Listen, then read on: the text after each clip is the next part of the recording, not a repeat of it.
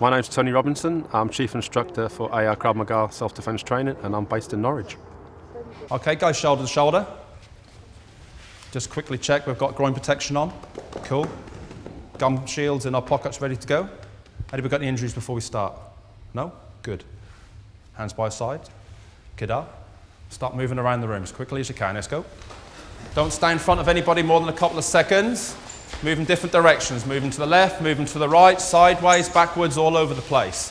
When we go through the center, if there's somebody there and they're not looking around, give them a little slap on the back. Gloves up, gloves up. Well, I spent 30 years in the military.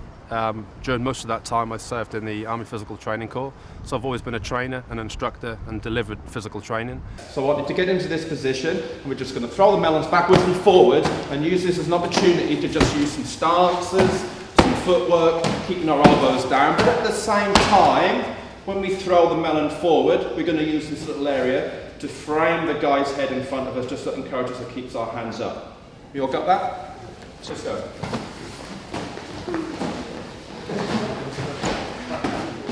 I've got a great bunch of students. They come from all walks of life. I've got some teachers out there, some personal trainers, some accountants, I've got some paramedic, nurses, everybody and everybody. This is what's good about Krav Maga. It appeals to everybody and everybody can do it. Okay guys, good. This time. If we have time, we see it early. We're going to get there as soon as we possibly can. Pressing down, strike, we can knee, or we can push away. Happy? Well, a woman might get dragged off a street, absolutely. Anybody could be taken from their point of attack to what we call a secondary location, so we prepare for that. We teach our students to never go to that secondary location. We deal with that there and then. We fight as if our life depended on it at that point. Going to a secondary location is not where we want to go. The rear headlock really has two phases. If you just turn around for me. The first one is this, but then I could be taking him to a secondary location. As his hand comes around, my chin comes down and I grab. Both hands. I reach up and grab. As I pull down, I rotate round, drive the knee in, punch, strike, and move out of there. If we can generate power, we can strike our attackers with full force to vulnerable areas. To the groin. To the shoulder blades, knee in. I'm pulling in. Boom, boom. Naturally, he's going to this side, but equally, he could go to this side. So don't always anticipate they're going to go to the same side. So here I'm striking with my knee. This hand is out. If I feel there's still fight in him, I can still carry on and deliver more strikes if I feel the need. One more time, watch.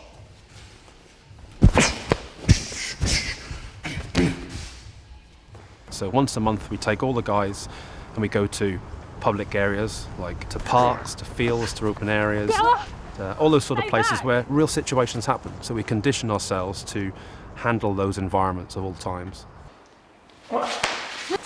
Get off! Back off! Really good. That was really good. Take hold of the knife. Cool. Do the same thing.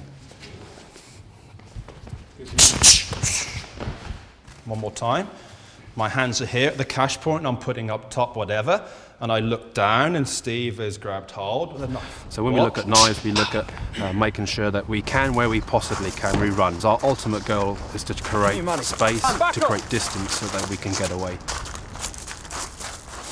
Well, if you can create that space, that gives you time. And time is key, because time means you can take off a day sack, you can use a briefcase to defend yourself, to put a shield between you and your knife attacker. This is what we try to do. That's at least our main aims. And if they've got friends who then got into a multiple attack type situation, well, it could be baseball bats, there could be fists, kicks, long-armed weapons, pistols, weapons of all sorts, which are not a good situation to be in. But we have a series of kind of principles when we deal with multiple attackers. We prioritise, deal with the most imminent threat. See, we can't fight multiple people, but we can change the tactical situation. We're dealing with one at a time, if we can. It covers everything in most situations. It's things that we can't prepare ourselves for, but if we train hard and train well, we should have at least the tools to deal with most situations. So my name is Bronwyn. I'm originally from South Africa, but I live in Norwich and I work in IT. I was assaulted quite a few years ago, and I never wanted to be assaulted again. And Krav Maga is amazing. So it teaches you how to stay safe, keeps you fit, and I feel safer walking down the streets now. So yeah, it's amazing. I'm Lorraine, I'm from Norwich.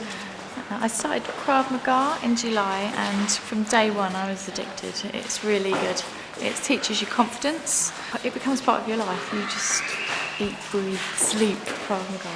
Anybody can do it. There's people in their 20s and there's people in their 60s in the club. It's not a tournament sport, it's an actual self-defense system, teaching you skills to use in real-life scenarios where if you have to use something which could potentially harm somebody, you use it to defend yourself, whereas other martial arts may be more tournament-orientated. So yeah, it's really good. I'm enjoying it. I recommend it all the time at work. I always tell my team, do Krav Maga. Well, in the club, our motto is we train to get safer, fitter, smarter, and ultimately to be always ready. Always ready? Always ready.